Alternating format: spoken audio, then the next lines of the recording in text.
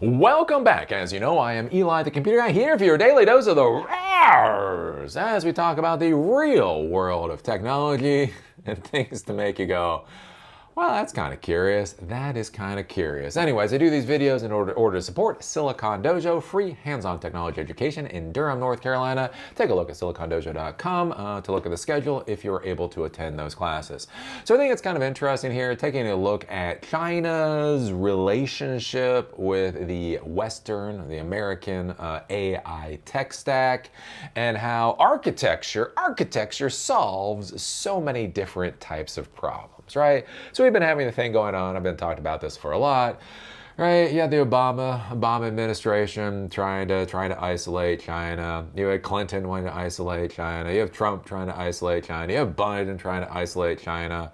Under the Biden administration, we had something called the AI diffusion rule that tried to prevent China from getting AI hardware. And they were literally at one point in time so out of their minds. They were literally thinking about doing export controls on LLM models, like the models themselves. Anyways, now we have, Trump coming into office, doing whatever he's doing. I don't know. You can't argue Trump policy. You just can't argue Trump.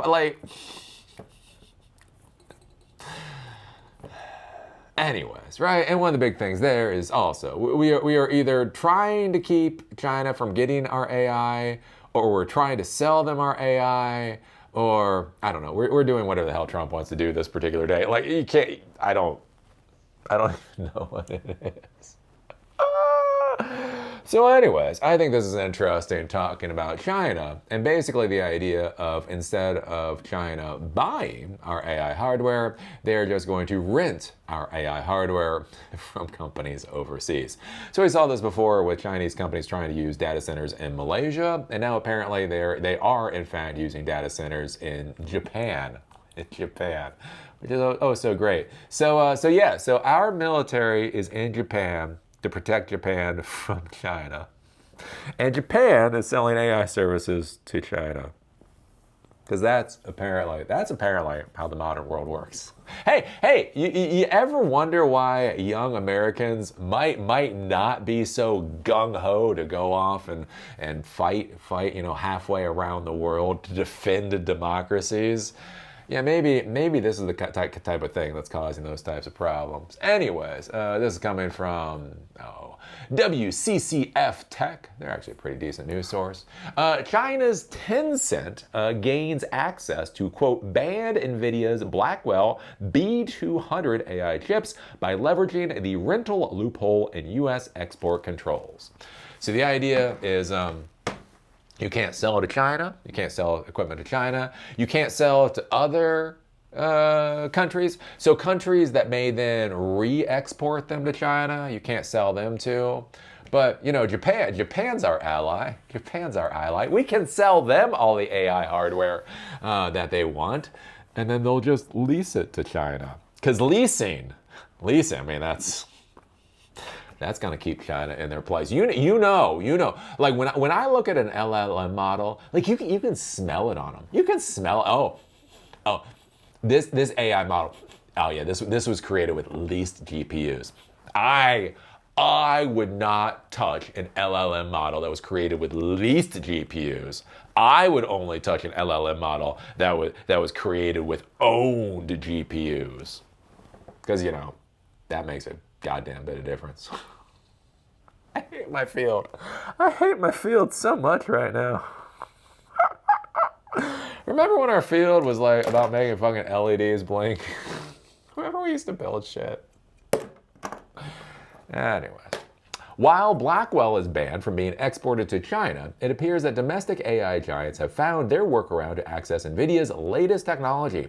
There's a dire need for computing power among China's AI giants. While the nation is making efforts to establish domestic AI chip providers, companies like Tencent are looking for alternative methods to fulfill their needs. One prominent option is using rental compute services, since the U.S. export controls don't have, quote, strict boundaries set for such a venture, which is why the Financial Times reports that Tencent now has access to NVIDIA's B200 AI chips through a Japanese NeoCloud data section. The firm is reportedly holding rental contracts worth more than $1.2 billion from Tencent alone.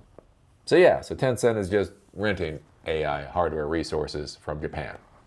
Quote, since then, Data Section has gained more than $1.2 billion in contracts from one large customer to access a significant portion of its 15,000 NVIDIA Blackwell processors. That customer, which has a relationship with Data Section via a third party, is Tencent, according to people familiar with the matter. The deal allows the Chinese tech giant to use a legal but geopolitically fraught strategy to access advanced AI chips at a time Washington restricts the export of NVIDIA's top hardware to China. From the Financial Times. Data Section has access to NVIDIA's latest Blackwell AI chips, including the B200 and the B300 AI chips, which are deployed across multiple facilities, primarily in Japan and Australia.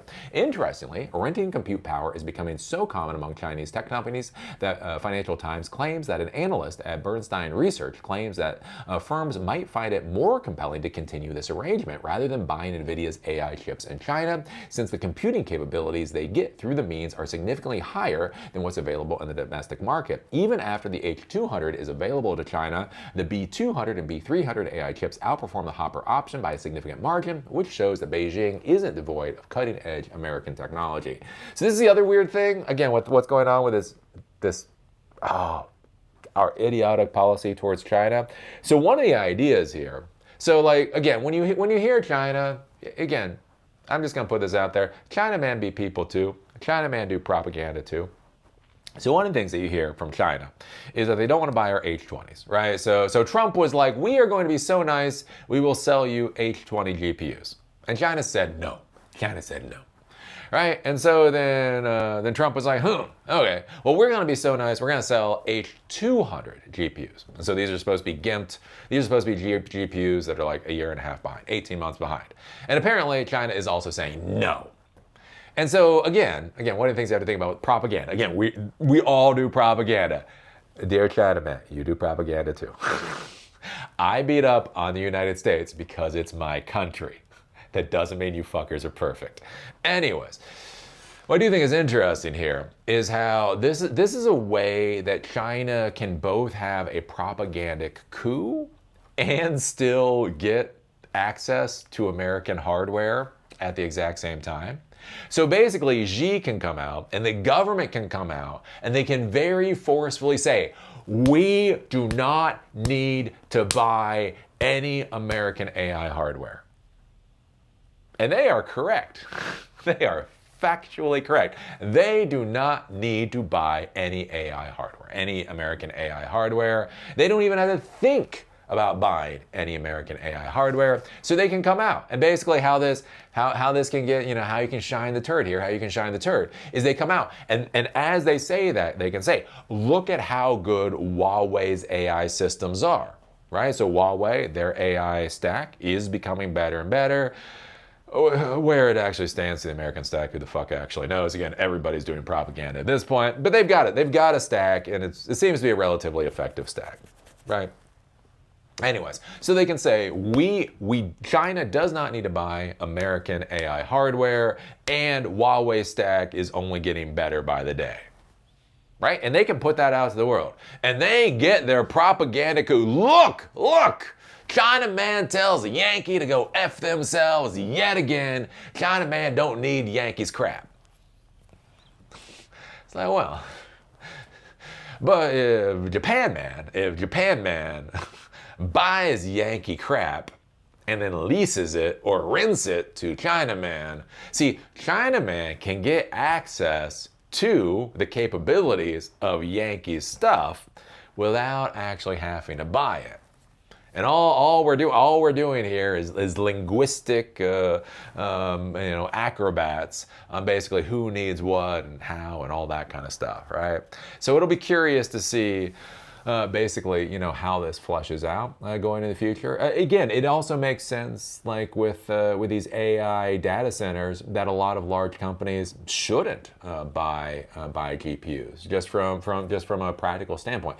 The reason that Amazon AWS took off is because most corporations realized they did not need dedicated hardware, and many times they had to over provision on hardware for edge case scenarios. What if this server gets a massive bump in traffic at some point in time, we need to buy the hardware in case that bump in traffic happens. And if that bump in traffic never happens, then you just simply overpaid for hardware, and maybe you get that bump in traffic for like 1 day out of the 5-year refresh cycle. So you just paid a lot of money essentially for 1 day of performance.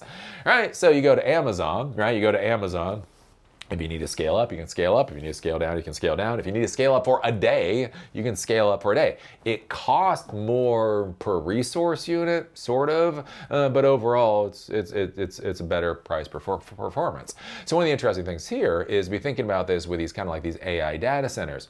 When you're looking at training, when you're looking at inference, when you're looking at a lot of things, right? If you have numerous companies and they all want to do training, they all want to do different things, they're not going to be running their own servers 24/7, right? Sometimes they're going to need a big cluster of GPUs, sometimes they're going to need a small cluster of GPUs, sometimes they're going to get the results back from creating a model, and then they just need to test those results for a month to figure out what they want to do next. And think about this, with the depreciation of GPU, however the depreciation of GPUs actually works out, that gets a bit squirrely. But think about this, about every year, right? NVIDIA about every year is putting out a new high value GPU.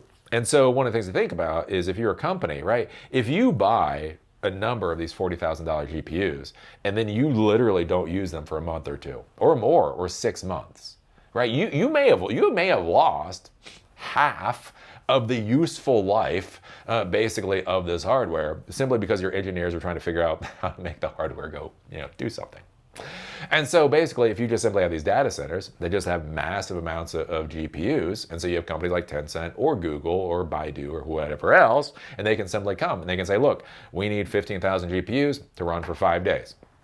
And somebody else says we need 5,000 GPUs to run for 3 days. And somebody else says we need 1,000 GPUs to run for 30 days, right? They can just come. Again, it's the normal modern software as a service, cloud service provider thing. So I think that actually makes a lot of sense. And what becomes very interesting here then is this whole question of, when you have services that are globally accessible, but then you have countries like the United States trying to come out with these asinine export controls and all that kind of stuff. How does that all work out from a business sense?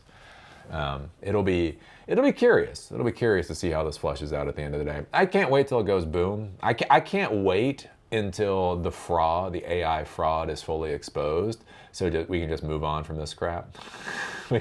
We can move on from a $1 trillion valuation from OpenAI, and we can move on from export controls to China. We can just look at this as the technology that it is. It has benefits. It has some drawbacks. It has its place. It is not more dangerous than nuclear weapons. It's not any of the horse crap they're trying to pawn off on us. So anyways, there you go. There's a thought. No, I started rambling, and then it all went to hell.